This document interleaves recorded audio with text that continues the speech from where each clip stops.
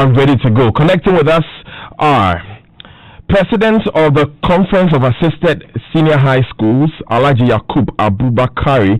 Also connecting is lawyer Jeffrey Osement, a good friend of the show. Another friend of Ghana Connect is joining us, Isaac Nyamiche Boache, popularly known as BNI. He's a social commentator, radio presenter, and graduate student at KNUST. Kweku Segbefia is a member of Occupy Ghana. And finally, Akosia Mantebia Bwampong. Akosia is a physics major student on pre-medical studies at Wellesley College, Massachusetts, USA. In keeping with social distancing protocols, all of my guests are joining us via Zoom tonight. Good evening, lady and gentlemen. Good evening. Beyond the initial niceties, I ask that we keep ourselves on mute until we are addressing the public. So we can all mute our microphones. And I will begin with Alhaji Yakub Abubakari. You can keep yourself live still. You can keep your microphone live still. Because you are the head of the Conference of Heads of Assisted Schools. It's been some 2 weeks since your students returned to school. I'm talking about the senior high school students. How effective have these social distancing protocols been since they came back? Thank you very much. And let me take this opportunity to greet the audience and viewers. Indeed, it is 2 weeks now since senior high schools reopened throughout the country. And I must say, so far so good, though as schools we have some few hiccups here and there in terms of how to control the students to ensure that they go by the protocols to ensure that we have smooth running systems in our schools. But generally so far, I must say, so good. And we give thanks to the Almighty God for that. Let me go to Isaac, BNI, as we call him. BNI, beyond the schools reopening, which was probably the largest exodus of people that we shepherded to any public place at all, we've also seen the voter registration begin this week, which will end up being much larger than the schools reopening. 16 million people expected to go for voter ID cards. We've only seen a few days since Tuesday. How would you say it's been? I think clearly there have been different reports from different areas, but what has really caught our attention is that there are quite a number of areas that already have a history of congestion during voters registration, and that have created problems and which could create an environment for the transmission of the disease among the masses over there. And I think that can be attributed to some of the tensions that were raised prior to the beginning of the registration. Looking at the political aspect of it, various political commentators raised the ante, and so there has been a lot of it has instigated the supporters of the major political parties to go out and try to get the voters ID card, and so it's created problems here, and they'll try to control people. People have really not lived up to expectation as far as that is concerned. Now, Akosia, you're a student, and we saw that the initial challenge with schooling in the country was that, of course, there's so much inequality. We don't know if the data working in Accra can work in other parts of the country. And so people necessarily had to go back to school. So my question to you is that, have we managed the process satisfactorily, in your view? Satisfactorily, yes, but excellently, no. Obviously, we have had to catch up a lot in how we are able to transmit e-learning to students all across. And I believe there are quite a number of students who have been left behind as far as being able to introduce people to e-learning is concerned. And while this number may not be as large as we would have expected it to, especially in the tertiary institutions, it will be difficult to know how we translate this to the lower levels, because we cannot also say that for the foreseeable future, students below JSS2 would not be going to school. But then you begin to ask yourself, those in the public institutions, from nursery to JHS, how would we be able to institute e-learning within the period to ensure that they are able to get some good academic credentials and then continue their education without any major break? So, I mean, for the tertiary level, students were able to manage, but I don't know how that would translate when we go lower. Akosia, what do you think? I think obviously Biana, if you can give me a second, I just want to hear Akosia for a moment, and then I don't know if she can hear me. Akosia, yes, please unmute yourself. Great. What do you think? It's a very huge expectation to say public schools, public basic schools especially, and secondary schools should transition to e-learning when the country just does not have the infrastructure for that kind of transition within this period of time. And since there was no way to prepare for it, students don't necessarily have the technology nor the knowledge to access a full and efficient e-learning environment while they're at home. So I think it's up to the government, and for that matter, educators, to find a feasible way of going back to in-person learning. And for that to happen, I am convinced that testing is the way. The government needs to institute broad and massive testing over all schools, all regions equally to ensure that students can still have in-person learning with the necessary protocols and still be kept safe in their learning environment. Because yes, tertiary institutions were able to manage, but it was not the best of education. So we cannot deal with a half-hearted education for our students. We need to find plausible solutions with the current information and equipment and technology that we have at hand. Now, Jeffrey, you are a legal practitioner. This morning we were met with, from last night really, we're faced with a very big legal question where a member of parliament and a deputy minister, knowing he had COVID-19, went to visit a couple of registration centers. He has now resigned. The call has been that more should be done. Where do you stand on this, Jeffrey? Well, I believe that the Parliament's committee that is in charge of the conduct of MPs should, as much as possible, be up and doing. Right? This is someone who has acted in a way that a leader is not supposed to. Okay, here are the leaders advocating that as much as possible people should stay home as much as possible. If you have the disease, you have to self-isolate, and then the rest. And this leader, in the face of all the things that they have been advocating for, is doing the complete opposite. I know elsewhere in the UK and other European countries, you have leaders who went against the stay-at-home order, without just cause, resigning, without anyone telling them to, okay? If he's done that, I think it's a step in the right direction. But then if, as far as Parliament is concerned, they feel they need to haul him before the appropriate committee to impose necessary sanctions, just so it serves as a deterrent to other leaders out there. Because, look, it's an election season, and there's a propensity for them to, ignore these protocols, go out there in the name of campaigning, right?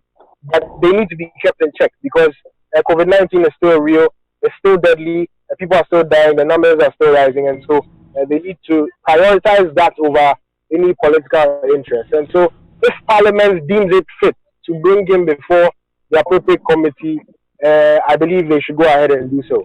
But I think that the resignation speaks volumes, and it should serve as a deterrent to whoever may want to flout the protocol. And like I said earlier, Kweku Segbefia will be joining us. He is with Occupy Ghana, and Occupy Ghana has been very vocal. They actually called for the dismissal, prosecution, and withdrawal of candidature in the 2020 elections of Mr. Carlos Ahinkwa. But Akosia, when you heard that clip, and I'm sure you have, how did you feel knowing that a member of parliament and a deputy minister, if I can use the expression, threw caution to the wind in this way? It was rather reckless of him to have done that because he endangered every person he came into contact with, and he resigning obviously shows some level of remorse for his actions. But then the government instituted these laws as deterrents for the citizens. So whatever measures would have been applied to any ordinary citizen who broke these laws should be applied to him equally, because he is also a citizen of the country. More so, I also believe that it is up to his constituents to decide if they would like to be led by him after witnessing the actions he just portrayed. Great. Now, when you talk about the actions that he just betrayed, Isaac, is it not a problem of maybe misinformation? I've heard a lot of experts even insist that because of the question around whether or not asymptomatic people, that is people who are not showing any symptoms, can spread the disease. That question is what he was sticking to when I was listening to that interview. He insisted that he could still keep himself safe. So, Isaac, is it misinformation or is an unforgivable error? I think it's actually between the two.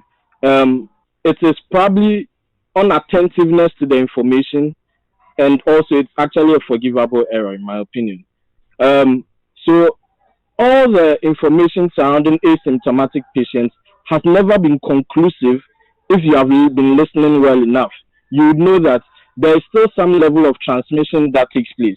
And while you may be doing well as an asymptomatic patient, one person who you may transmit to would probably have underlying conditions that may make the disease worse with the person. What that means is you should never put yourself in a position to put someone at risk, regardless of your personal circumstances. Second thing is that if you listen to his narration of what he went through, he was even at a point kept in the ICU overnight for to be monitored.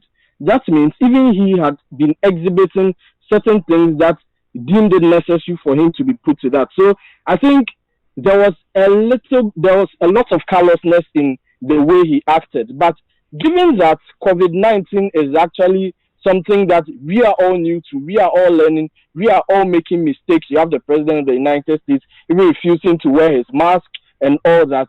I think we should give people some room as they've made mistakes. But as a leader, should he still hold on to his position as the president, as a member of the president's administration, given what the president has been saying about all this?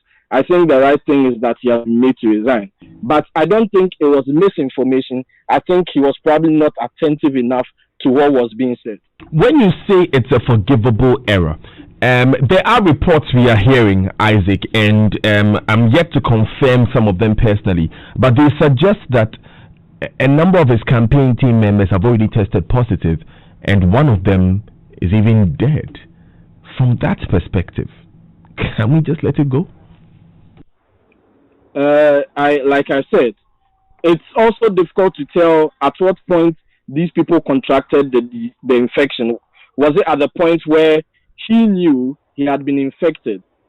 So it's very difficult to point out these things. And when we do that, like when we create the situation of more stigma even among those who have been infected, because now they don't even want to tell anyone else about it. And managing your COVID condition is very troubling, because I have been involved in a tracing exercise, and I live alone, and so for 2 weeks I had to be ordering food. I had to isolate completely from everybody, and that in itself is a very expensive process, especially when you have other responsibilities you have to tender to, like your business, etc. So it's very difficult for us to go into all these issues and find out the details, especially when there is a bigger thing to be dealt with, and that is the large number of cases that are happening all over the country. That is what we should be focusing on, because sometimes when we focus on these things too much, it looks like we are more interested in spectacle than in actually dealing with the real problem. I'll bring in Alaji in just a moment, but Jeffrey, I wonder what you think. A school of thought is that, look, let's not look at this single thing. Let's look at the bigger issue of all the cases that are spreading across the country. Fair. Another school of thought will also say that it's because of actions like what we have seen yesterday, today, and during the week that we are having this large number of cases in the first place. And so let's address it and make an example of it. Jeff, where do you stand? Well, as I said, for he being a leader, okay, I would beg to differ on the opinion shared by my colleague Isaac Boache, right? Because he was a leader and he acted in clear opposition of all the things that they as leaders have been advocating for. All right. I feel it's not forgivable. He ought to be punished to some extent. And as I've expressed earlier on, I believe his resignation is fair punishment enough. I think it sends the message across to all like leaders who are acting like he is acting. All right. If you've contracted the disease, look, this is a disease which we still don't know its full potential. You understand? We're still learning new things about it every day. Okay, so for you to put yourself out there and have the audacity to come on camera and on our airwaves to boldly declare that, look, I'm out there and I'm doing this and that, as has been expressed, I feel it was reckless, it was needless, it ought not to have been done, and he ought to be punished to send a clear message across, and that has been done. So, Alaji, what are the lessons that we must walk away from this incident with? Thank you very much. I think much has been said about this, and I'm also of the opinion that by his resignation, I think it is enough for now as far as he is concerned. But it has come to teach all of us great lessons on how we should all be very careful with ourselves so that we don't fall into such a situation. Since for now, this is about the first case we are having as a country where an individual who is infected has unfortunately found himself mixing with the public, and for that matter, the possibility of transferring the disease to others. His resignation for now, I think, is enough. But moving forward, should any of such occur, which we don't pray for, then I think stiffer measures should be taken in order to let others learn from it and to desist entirely from such behavior. So it has given all of us good lessons. Now, I don't want to drag this, but let me come to you, Akosia. We have heard, let's forgive, let's look past, and you can also connect with us at home via the WhatsApp number 0244 340 437, 0244 340 437. But Akosia, I want to know, isn't the law? There is actually a specific provision in the Public Health Act, that is Act 851, which states that if someone, because of a communicable disease, is asked to stay in isolation and he or she does not, that person commits an offense. There are 3 separate executive instruments passed by the president which apply here: 64, 65, and 164. By now, at least there should be a fine in the offing, and that's the opinion that has been expressed by a large section of the public. Should we do J-Monka again, Akosia?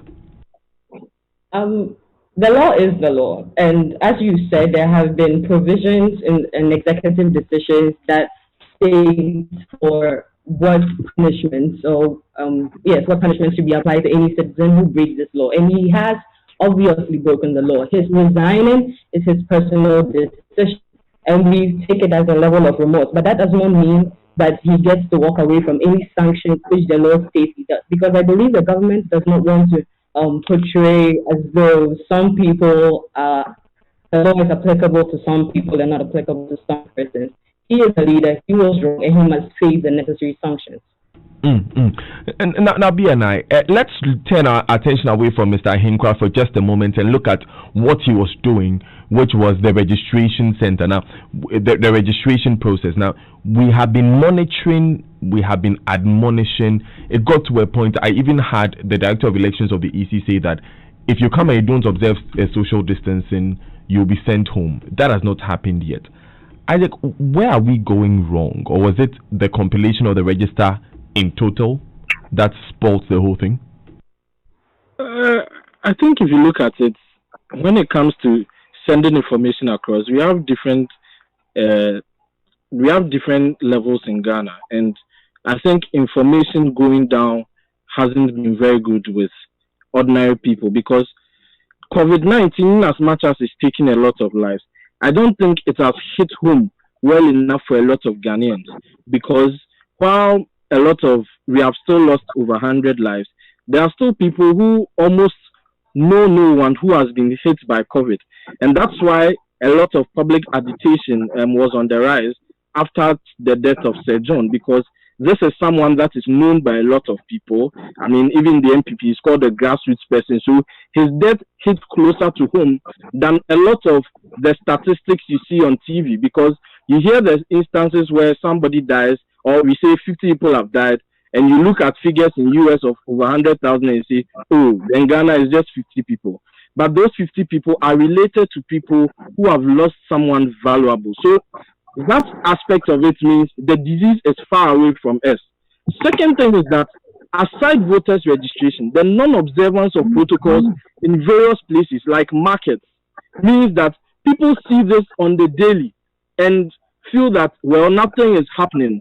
And so it means if we do that at the voters registration center, then we are really not going to face anything. So even if we have stopped the voters registration today, what are we still going to do about those crowded places as far as the markets are concerned and the public places are concerned? It looks like it's only the churches and the schools that are doing their best to stick to protocols so far. Every other institution, including a lot of government meetings and what have you, have broken a lot of rules. And so that kind of communication has not gone down well. I think ordinary Ghanaian does not see the seriousness of COVID-19. And we don't wish for bad news, but maybe it will take very terrible news for people to realize the seriousness of the infection. We pray it doesn't get to that point, BNI, but I really get the import of what you're saying. And the numbers to text are 0244 340437. That's a WhatsApp number. If you want to contribute on any part of the conversation, just send us a message and we'll read them as we go along. I see a lot of opinions already about whether or not Mr. Carlos Ahinkra should face the full rigors of the law. Keep the messages coming. We will read them. Alaji, so BNI raised a very interesting point about how Ghanaians just don't get it. You are, apart from being a president of church, you are headmaster of TIMAS. You are practically in charge of managing about, the last time we spoke, you said there are about 300 or 400, pardon me, there were over 1,000 17 to 18-year-olds every single day and getting them to obey the rules. Practically, how does it work? Thank you very much once more. It has not been easy, though to a large extent it is working. You know, you are dealing with young ones here, and the fact is that for some of them, by their behavior, it's as if they have not understood what is going on. So we are using all means to be able to get the students to understand what is going on. You wouldn't believe it that even posters that we have made and then pasted them at vantage points in the school to educate them on the do's and don'ts of COVID-19, some of the students have had the audacity to go under the cover of night to tear those posters off. So we just ask ourselves, are these humans? But you see, you are dealing with young adolescents. They are now growing. They are not matured yet. So we need to exercise a lot of patience in handling them. I have personally, as headmaster, moved from classroom to classroom to observe how they are putting on their face mask and how they are conducting themselves in the classroom. So far, we have a good number of them. In fact, over 90% of them adhering to the protocols. But you see, the danger of COVID-19 is that if even 1% is not adhering to it, it's a danger to the whole 99 that is adhering to it. So that is the challenge we have. So on daily basis, we are educating these students to be mindful of the current situation that we have and go by the protocols of COVID-19. So far in my school, 3 students have escaped and gone outside. And once they were caught, they were made to go home to stay with their parents and continue learning at that level. When it is time for exam, they will come and write. In fact, this has sent a very strong signal to the other students to know that we are not in a period where you can joke with issues. And for that matter, quite a good number of them are now comporting themselves. And we pray and hope that it continues this way. From all over the regions, the report that we are getting is just similar to my region. There are no serious issues happening, no contracting of the disease and what have you. But a school with a large population like we have, definitely people with headaches and what have you, you find them around. But what we are happy about is that The system has made sure that the nurses and whatever we are supposed to have in our schools, we have them. In my school, for example, I have 3 nurses.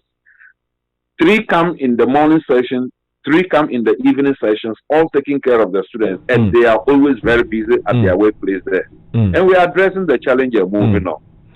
Right. So I brought this in at this part of the discussion when BNI mentioned that, look, it's about information dissemination and getting people to understand the gravity of the situation. And I'm getting a number of messages which agree with you, BNI. Quite a number in the opposite too. This one says, I think BNI made a very good point about information dissemination. That's a big problem, and I think religious leaders should take up that challenge. Stanley, I disagree that the resignation is enough. How about those who have been jailed, like the pastors and the poor in society? One characteristic of a good law says it must be applied to everybody equally, so he must face the law. Emmanuel from Sogakofe. I'll take a couple more. 0244340437. I love it when I hear from you.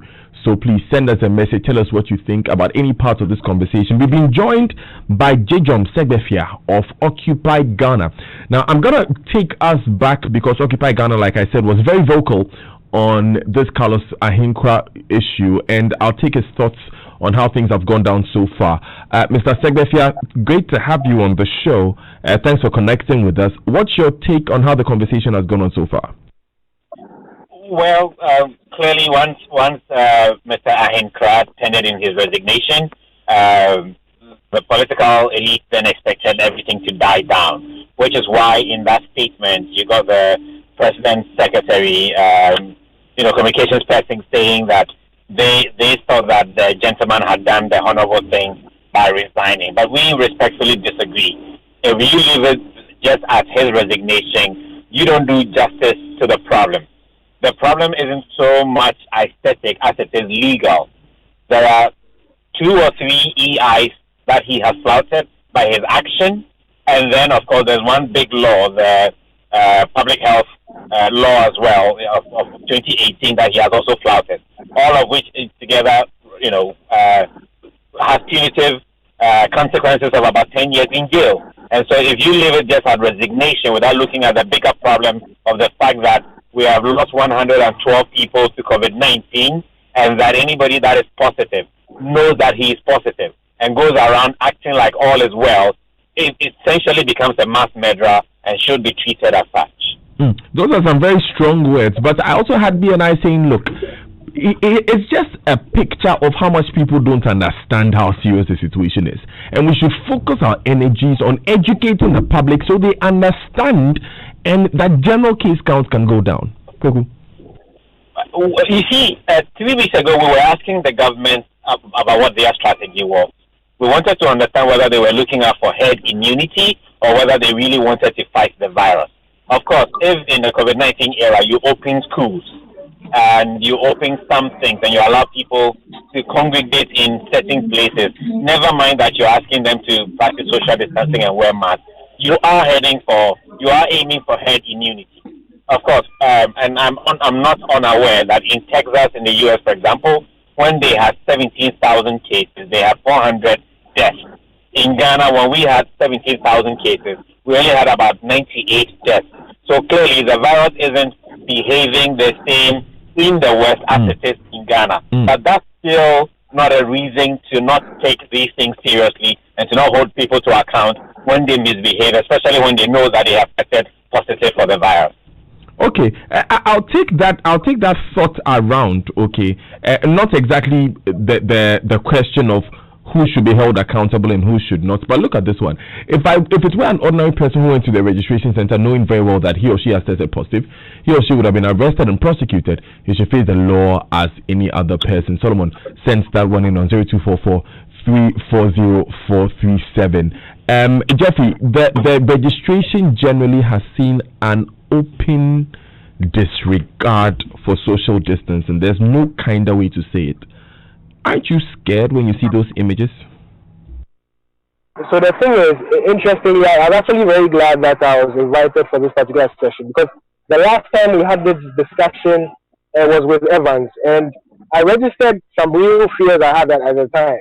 okay, my major fear was the implementation of the protocols. Okay, I made mention that look, we have the laws available, but in Ghana, the problem really has been a problem with implementation. Okay, and we are seeing exactly the fears that I had manifest. All right, I saw it coming.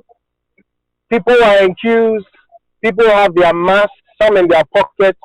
I want to disagree with Isaac that it's a matter of communication, okay, or information. Because with the lockdown, it being imposed for 3 weeks, the message was driven clear, very clear, to the entire Ghana. Now look, we're dealing with something very serious. Something serious enough to cause me, the President of the Republic, to impose a lockdown. Alright? He's passed another EI where the failure to wear masks is a criminal offense. People are debating the severity of the punishment and saying, look, let's reduce it and all of that. But at the end of the day, it boils down to implementation. I see a difficulty here because, look, it's an election year. Which president would want masses and hordes of people arrested because they are not wearing face masks? That just makes him unpopular when it comes to this race, okay, the race for the presidency. Okay, at the same time, he's also juggling it with the need to implement so people get to know that, look, if I don't wear my mask, the police can arrest me and I can be prosecuted, I can end up in jail. I believe that's the only thing that's going to stir up the necessary seriousness in the population. It looks as though they are not okay with this, the theoretical information we're giving them. They want us to demonstrate. Okay, yeah. Demonstration could be one of two things. It could either be people dying, all right, your loved ones dying, or it could be you going to jail. And I think the government needs to be able to juggle these two interests of it very well in order to yield results. Okay, it's either you get the police to be very harsh with them, arrest them, prosecute them, or you see the numbers spiking. Okay, Jeffrey, it's an interesting thought that you said. The president is really between a rock and a hard place. Keep the law. Oh yeah, I'm in there, Danny. Yes, B and I coming there, and then after that I saw Alaji nodding and smiling. I'll have him say a word. B and I, go ahead. I think Jeffrey makes a fair point about the position the president is in, but I think his view of my position on information dissemination is very reductionist of what I said. You would realize that during the lockdown was actually for a particular group of people, especially people who worked in corporate offices that were not seen as frontline workers. But there were a group of people who never faced the lockdown really. Those were the people who were in the marketplaces, people who do various jobs that don't have to that were deemed to be critical to the ordinary person's life.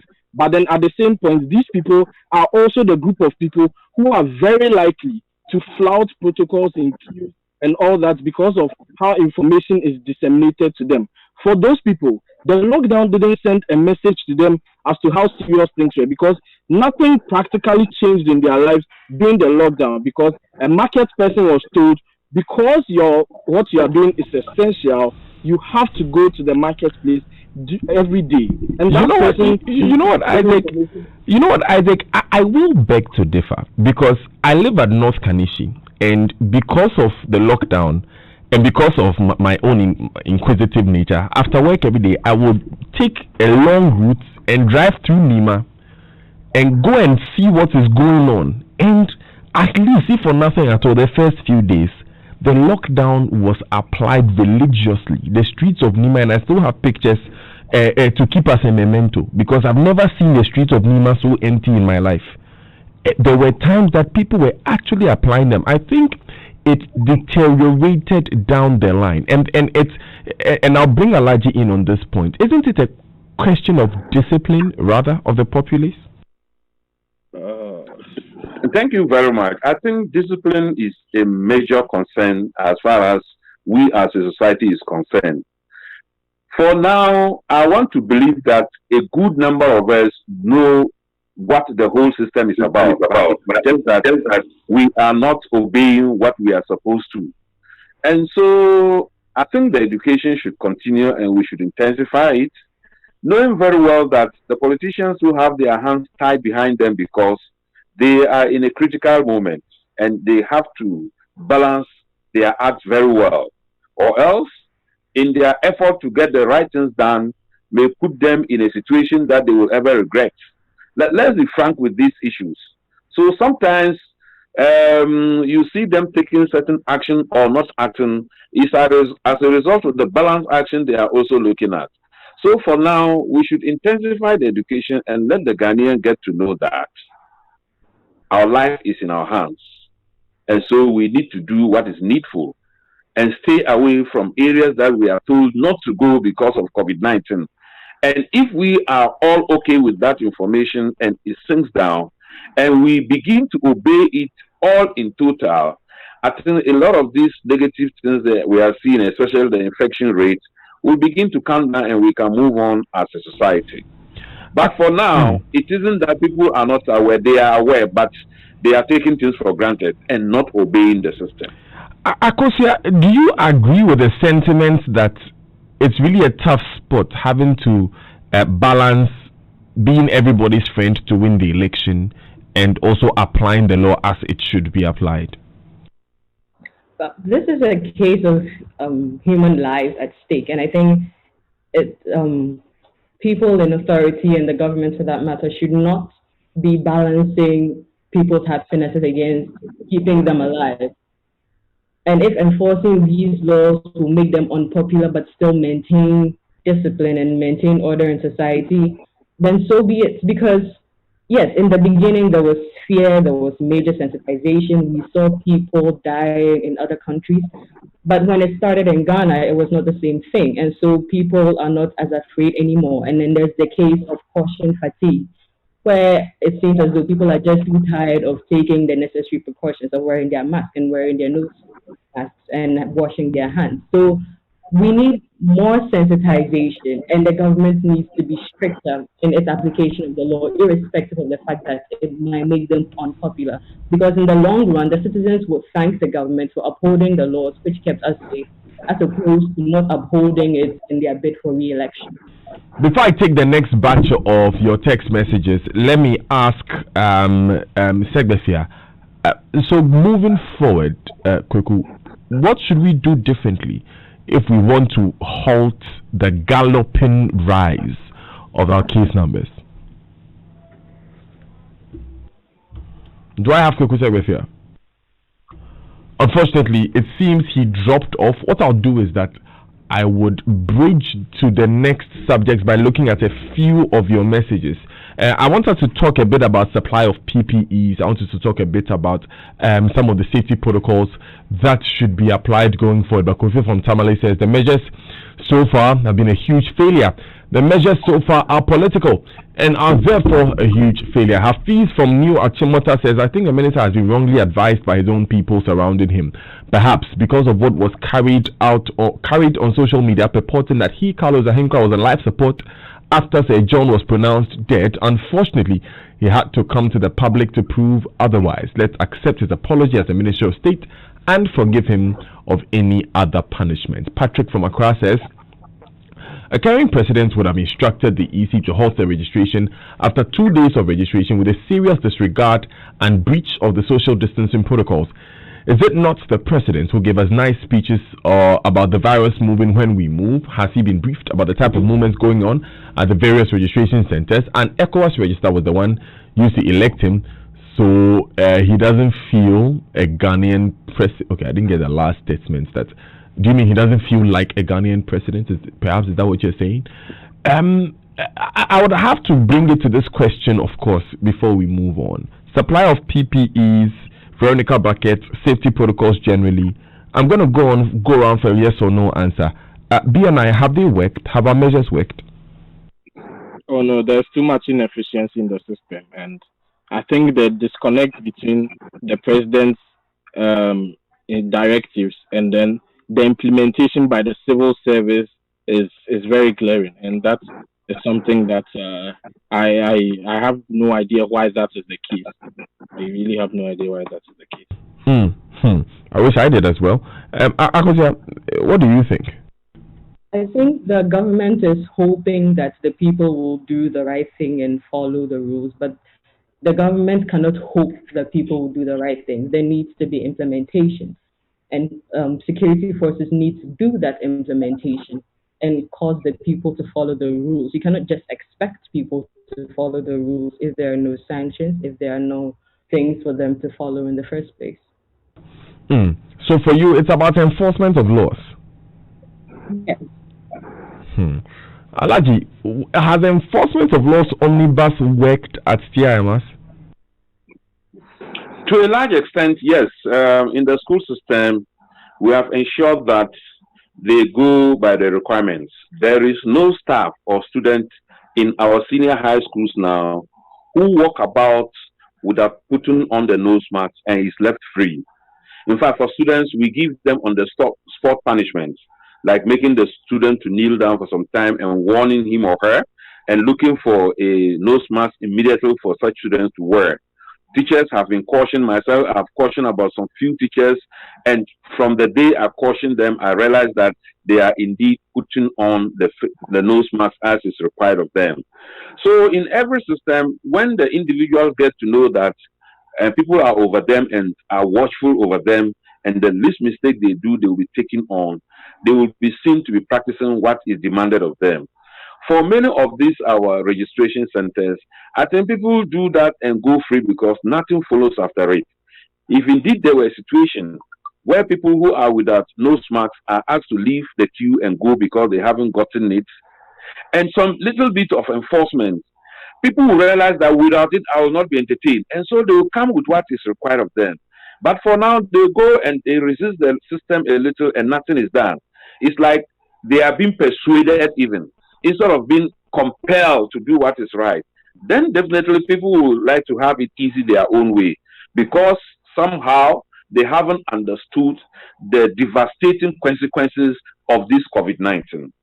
So yes, at the school level, to a large extent, it is working because, it's a training ground for our students. So there, we don't give liberties so open to them to do whatever. When they say it is A, we expect that every student will obey that it is A. If you have reason why it should not be so, obey first, then you explain your reasons to us, then we'll see if we understand and move along with you or insist that you have to go on obeying what you've been told to do. So at the school level, to a large extent, in fact, beyond 90% is working very well for us.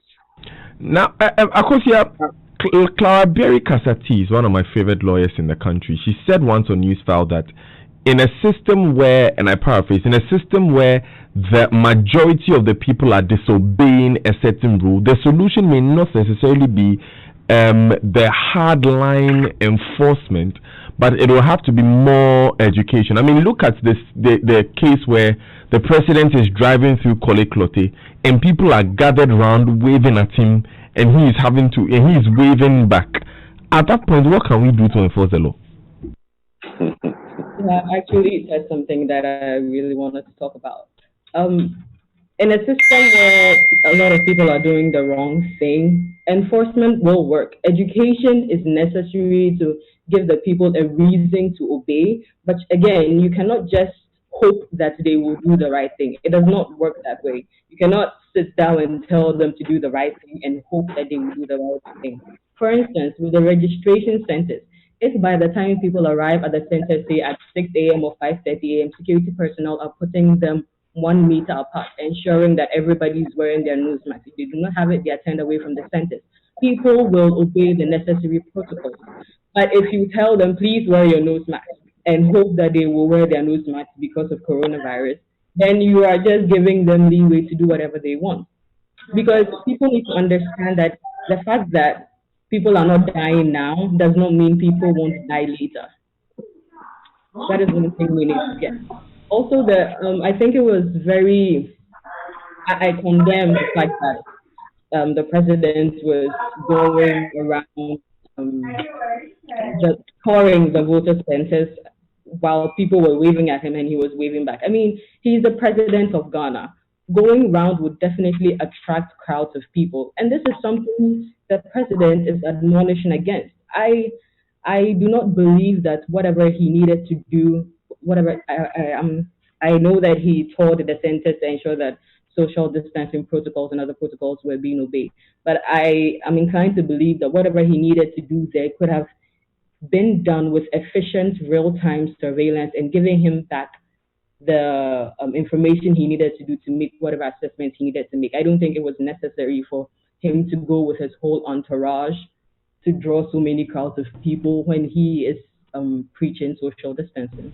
Akosia bringing in another interesting one. So 0244340437.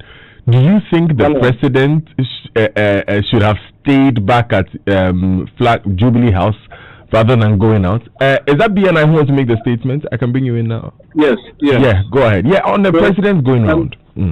First, I want to start with Takusi on that. I think she makes a valid point. But I also think we have to look at the thought process of the president. If you look clearly, this was an unannounced visit of the various centers, and he went without the press corps and his usual entourage. What that means was that this can be likened to Professor Mills visiting the ports unannounced, because you really want to find out for yourself what people will do when they know the president is not around. And that is one way of looking at it.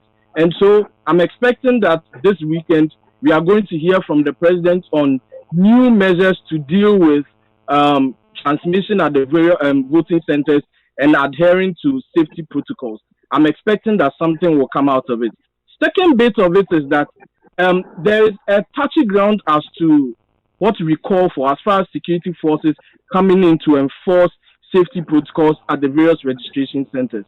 Mind you, this is a voter registration exercise that has a previous, that prior to it had created a lot of tensions, especially concerning voter disenfranchisement and then intimidation by the military and security agencies. So we should be mindful of how their attempt to be able to control people at registration centers will be translated as far as the political landscape is concerned. So, I mean, I get it. While we try to make this a whole public health discourse, we must understand that there are people who are willing to take political advantage of everything that's happening. Those are some of the challenges that policymakers are faced with, and they have to juggle all the options very well. I'm curious, BNI, who was taking political advantage of this situation? Oh, I mean, both political parties. It's obvious because, for example, the ECPRO saying that they are going to sack somebody from a registration center if they fail to adhere to safety protocols. That in itself is an act of disenfranchisement. But how does it fit into the executive instrument that wants to ensure that people adhere to safety protocols? So you realize that it is not black and white. It's a murky situation as far as everybody is concerned. Because now it will mean that being 18 and of sound mind and Ghanaian is not the only requirement that you need to be able to register. You also have to adhere to safety protocols. You get it? So it's a very murky situation, and we have to make sure that we juggle all the various aspects of it very well. I'm not a lawyer, BNI, but I will say that from my understanding of the conversation around the executive instruments gave the president the power to limit certain rights that the citizens had. So, for instance, we all have the right to move around freely, but because we are in an emergency situation, the president took that right away from us. Now, whether or not that extends to registering to vote is another debate, but whether or not that sets a precedent for someone to say that because you are endangering yourself and the rest of us, you can't register immediately, register later. That could be. I don't think we can make the assumption that register later. That means at any point in time when the person comes and does not adhere to the safety protocols, that person will be denied the opportunity to register. So there is a clash there. That's what we have to understand. It's not straightforward. Okay. There is a clash there. Interesting. And especially, I'll bring Akosia in to make her final comment, and then Alaji can be our arbiter for this part of the discussion. Akosia, your final comments before we wrap up. It's 6 minutes to 7. Yeah, I don't think there's a clash. There's a public health safety problem going on. You are being told to protect yourself and to protect other people. You need to wear your nose mask and go to the center to register. I do not see why we can all not obey the rules that will protect us and protect other people and their families and possibly your own family. Interesting one there. Interesting one there. I think that, sorry, the Zoom connection may have failed us for a moment. I think this is a discussion that we would have to continue on social media and in our homes. Alaji, your final comment for the discussion, then we wrap up. Thank you very much. At this juncture, I want to take this opportunity to plead with authorities that the PPEs that they sent to the schools, some of them are used on daily basis and they run out very fast. For example, the hand sanitizers. For now, most of our staff and students that we have supplied the hand sanitizers, they are finished. And it is just a single thing each that was given to each person. And if we have to continue sanitizing our hands in order to prevent ourselves from contracting this disease, more has to be supplied. The same applies to the liquid soap. The same applies to the tissue papers. These are things that are used on daily basis, on hourly basis, during as frequent as possible. So the first supply shouldn't be the end of it. We expect that the supply will continue. And for the nose mask, what they brought was meant for 2 each. But we need the last one, that is single one, to be added to the 2 that was earlier brought, so that we will all be able to go through our lives implementing what is required of us as far as this COVID-19 is concerned at the school level. Thank you very much. Thank you very much, Alaji. And that was BNI whispering that he wants to make a final point. You have 30 seconds. Yeah, so I just want to say the government seems to be focusing on the public institutions so much. There are private schools that do not have any supplies, and the government should put in place very proper supervisory processes that will ensure they're able to check on these people to ensure they follow the protocols. Yeah, that's briefly what I want to do. Thank you so much, BNI. Isaac Boache is actually his full name. He's a very good friend of the show. He's a KUSC graduate student. He's also a social commentator, radio presenter as well. He's Isaac Nyamiche Boache. Akosia Mantibia Buampon is a physics major student on pre-medical studies track at Wellesley College, Massachusetts, USA. President of the Conference of Heads of Assisted Secondary Schools, Alaji Yakub Abubakari. And we also had earlier Jeffrey Osei Mensah. He's a lawyer, good friend of the show. And Kweku Segbefia, a member of Occupy Ghana. And I can't forget you. I'm talking about you doing the listening. My most important guest. Let's take your messages. Mubarak Ahmed is texting from the University of Nottingham. Please ask the president to pardon all those arrested for breaking the lockdown protocols too. If someone who has tested positive has been asked to just go home, what moral authority do you have to imprison, in quotes, ordinary Ghanaians who have not tested positive? Ajua from Adenta says, I beg to differ. As a public official, he puts other lives at risk by acting recklessly. He must face the full rigors of the law so that it will deter others. Enough of this lackadaisical attitude towards application of the law. It's worrying that the government of Ghana has not prioritized public health ahead of voter registration and sending sections of students back to school. This is the pandemic of a lifetime, and we will look back and regret the chances we missed to completely stop the transmission of this virus. Orison, I think that's your name, in North Wales. John from Kokomleme says, good evening. So who is eligible to take legal action against the Deputy Minister for endangering the lives of the citizen? Any citizen or the government? John from Kokomleme. The quick answer is the police. Of course, you can place anyone under citizen's arrest. Now, people are in jail for breaking the law. Why is he going to be an exemption? How fair is the legal system? Or because he's in power now? Good evening. You didn't add your name to that one. Good evening. I think the resignation of Carlos is not enough. Some people have been jailed for 4 years without infecting others, so he should face the law.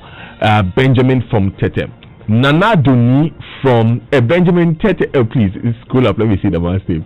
Benjamin from Tema. Pardon me. Nana Duni from Jamestown says Carlos must be made to face the law.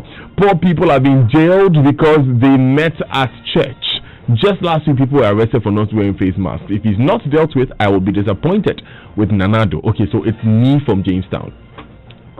Headmasters are not observing the COVID protocols when the students present with high temperatures beyond the expected. Their parents are called to take them home instead of reporting to the district COVID team on the pretext that the presence of the ambulance and COVID teams will create fear among students. Kofi from Idriso sent that one. KK from Tamale said, good evening, Daniel. I don't understand why people are saying he has paid for his action with the resignation. What about someone who is not a public figure? Should he be sent to court? I think the law is very clear about offenders and he stands as a culprit. I think we should be responsible and take responsibility for our actions. He must face the law so everyone will understand the implication of going against the law. KK from Tamale, thank you very much for your message. Stanley, I disagree that his resignation is enough. How about those being jailed like pastors and the poor in society? Elikem Carla Takachi says, I believe the resignation is not the same as sanction. I think the law must come with corresponding punishment. So many of your messages, I'm trying to do as many as possible. Isaac James Alote from Abokobi. Good evening, Gidi. Ghanaians take things for granted. You sit in a taxi or church, you go into shops and people are not wearing masks and not observing the social distancing protocols. You talk and they tend to insult you. We really need to look at how to enforce the law. Isaac James, thank you for that. Last two messages. Humphrey, good evening, Daniel. Does the law permit resignation as one of the punishments for violating the public safety protocols against the virus? This man must face the full rigors of the law. As the president said in one of the statements, let's not set a precedent that will crumble our laws. Kelvin from Tamale says, please, does the law on implementing the COVID-19 protocols include resignation from one's position as part of the penalties for individuals who may breach the protocols? Let's be serious. Mr. Carlos Ahinkwest's resignation doesn't compensate for his breach of the law. He should be prosecuted. Wow. I can't believe I went through all those messages. Thank you very much for texting, for listening. We are so grateful. Unfortunately, we can't read all of them. You engage with us heavily. Let the conversation continue on social media on Mr. Ahinkwest's resignation, the president visiting the registration centers, and that big question of if the measures are working and how that should change our lives. My name is Daniel Daze. Many thanks to Nancy Mnefa Dradosi of Liverpool FC fame, and to you, of course, Ernest Menu, for doing the production on this one. Have yourself a great weekend. We'll be back on Monday. We'll be back next Friday with another Ghana Connect, and keep listening to Joy FM. Up next is First Take with the Joy Sports team. 1, 2